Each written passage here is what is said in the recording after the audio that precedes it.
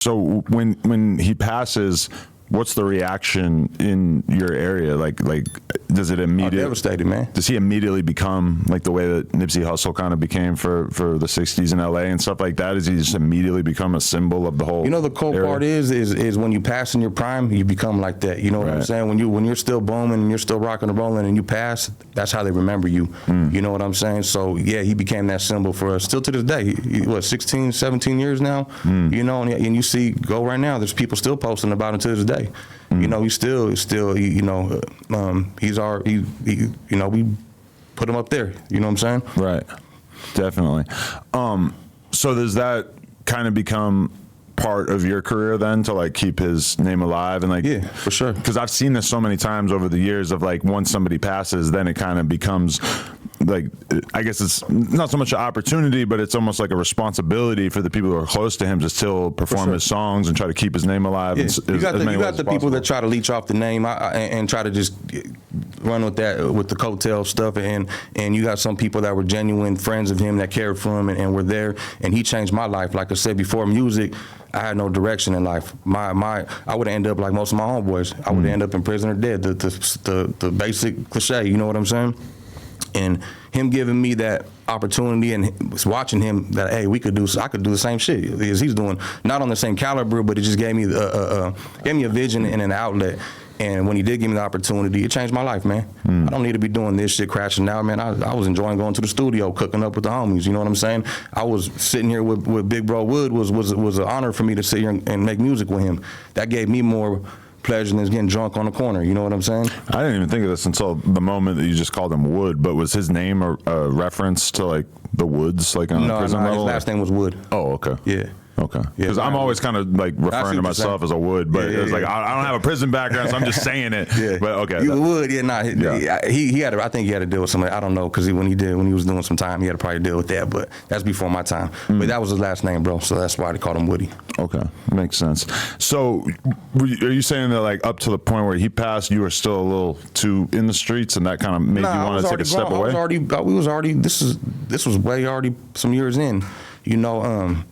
What was your question? Just like at that time, were you still like you kind of made it sound like you took a step back from the streets at the time that he passed? Was that something that I wouldn't say take a step back from the streets? We just weren't doing the. We just had something to work on. Just like any homies out here that got some shit going on, whether it's music, trapping, you know, any kind of business. It just gives you something to do other than just sit there and don't do nothing, you know what I mean? So it gave us a direction. We would chill. I had a little studio there. We would chill 30 deep at the studio. If you muted my first album, you'd hear nothing but drunk homeboys in the background, you know what I'm saying? So it gave us something to do, and it gave me a goal. Like, I could do this. If I become successful at it, it could open up more doors. And I was always been a hustler, you know, business orientated. So it just sparked that business mentality in me. You know what I mean?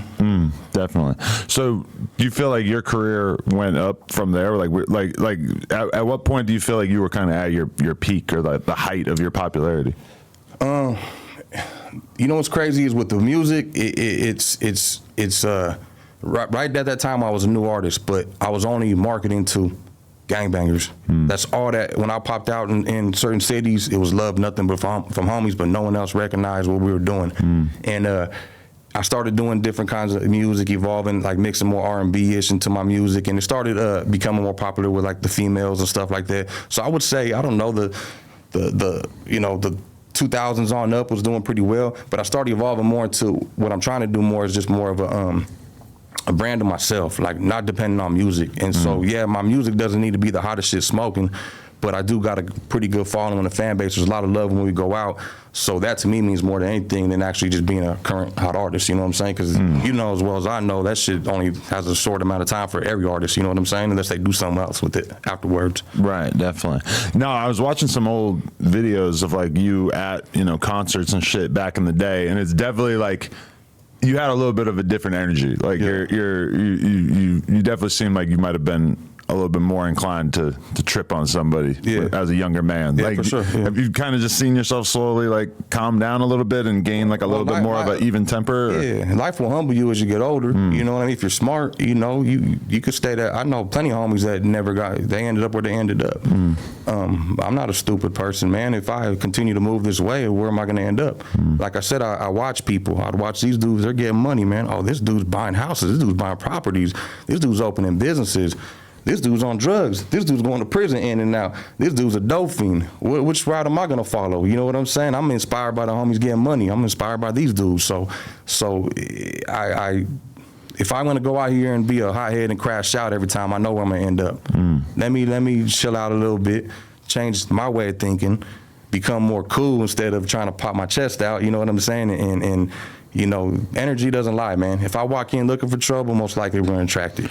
And rap is a crazy profession because it's one of the very few pastimes or one of the very few areas of life in which even if you become successful, there's like pretty consistent pressure from the fans for you to do some crash out shit on a consistent basis. Like they want you to like prove that you really are who you say you are, / they want to see you do some dumb shit. And they'll criticize things that from an adult perspective don't even make sense. If they see you rolling around with security, they'll be like, oh, he's a bitch, he got security. Whereas to like anyone with a brain, that's probably you just being safe about how you're moving around. That's the cool part of this game is we glorify destruction, right? Not even just rap, street shit, but then again, bro, like I said, I kind of grew up watching even just fascinated with like the Italian mafia, how they moved.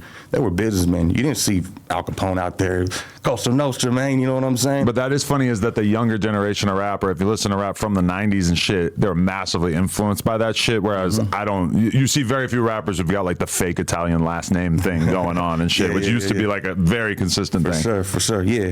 And I mean, I feel like to me personally, this is my opinion, I respect being more reserved now. But like I said, I understand being young. And like I said, we glorify destruction, man. You want to sit there and inhale balloons and do all this bullshit, you know? Hey, cool, whatever. But some people look at that as cool, but that has a time limit where you're capped out. Then if you're still doing that at 40 years old, bro, now they don't look at you as cool no more. Now you look like a fucking bum, in my opinion.